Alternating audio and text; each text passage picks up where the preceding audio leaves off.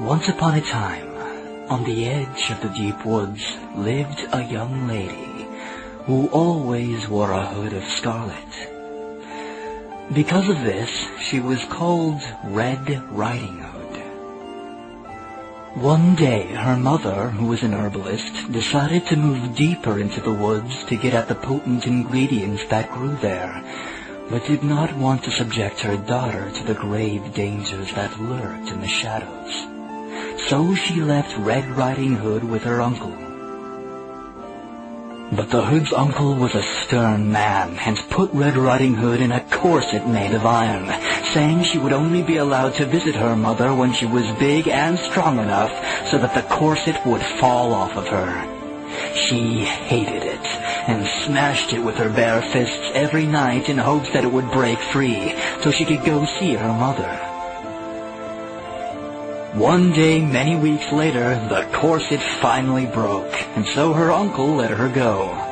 But he gave her strict instructions to stay on the path, and that she should take the way of the needle at the fork in the road and stay clear of the way of the nail.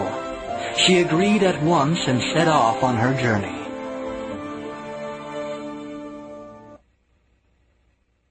A hunter who knew the dangers of the wood saw Red Riding Hood go in and decided to follow her unseen, if only to make sure no harm befell the girl. At the fork in the road where the ways of the needle and the nail began, a wolf appeared before Red Riding Hood. He was sly and asked the girl where she might be going on such a pretty day. Hood was nervous, but polite, and answered that she was on her way to her mother's house by the lake.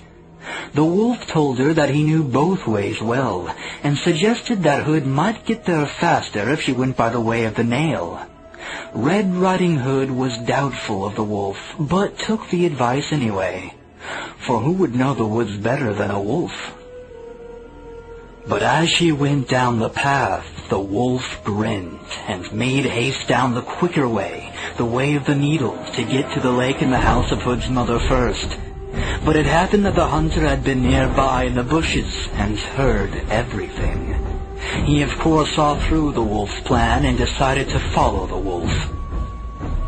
But wolves are harder to fool than little girls when it comes to being followed unseen, and this wolf would have no one meddle with his plans for a meal. So he turned and confronted the hunter, and a fierce battle began between the two. Both were strong and equally fierce, but in the end the wolf was faster. He managed to break into the woods and escape the hunter, who was now off the path and lost in the forests.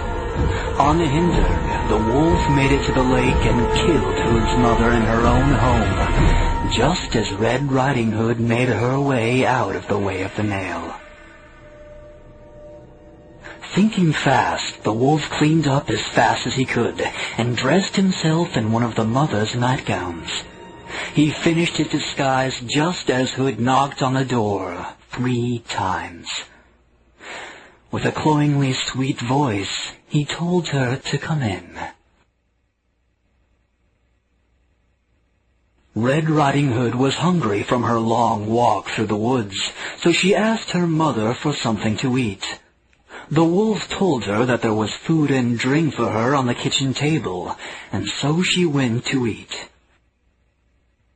But just as she started eating a piece of meat, a bird, who had seen all, flew upon the windowsill and told her that she was eating her mother's flesh.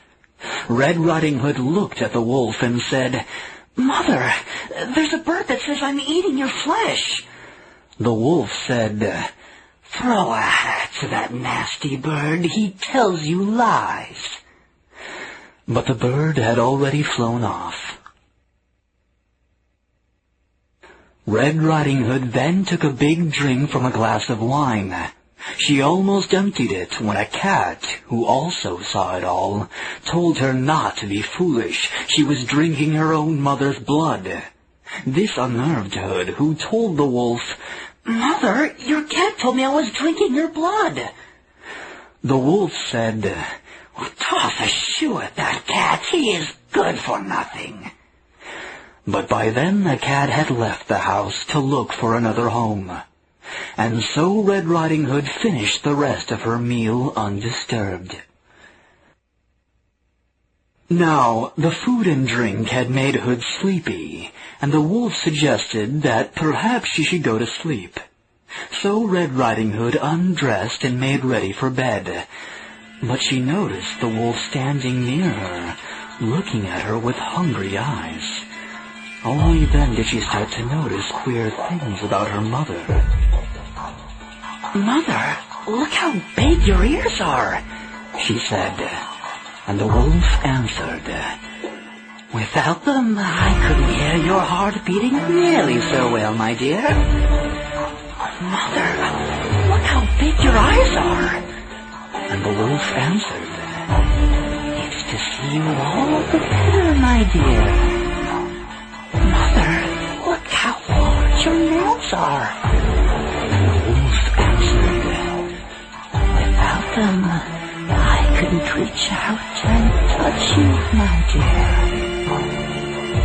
"Mother, look how big your teeth are." And the wolf ate little Red Riding Hood.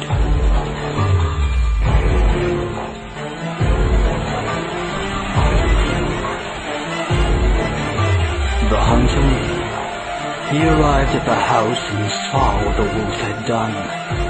He swore to kill the wolf for eating the poor girl. But wolves really